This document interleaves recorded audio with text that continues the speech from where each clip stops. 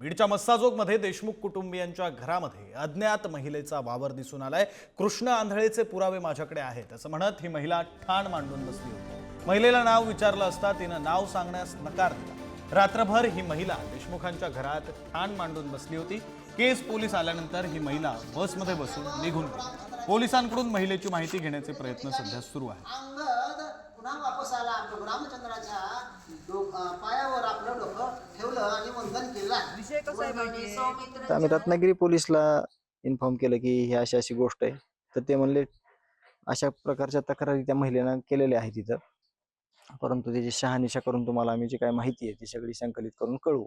मग जी काय पुढील कारवाई आहे किंवा जी काय पुढील तपास आहे याविषयीचा ते केस पोलीस स्टेशनला आम्ही कळवलंय, त्याप्रमाणे ते आम्हाला माहिती देतील। जशी माहिती देतील तशी आम्ही तुम्हाला कळवू।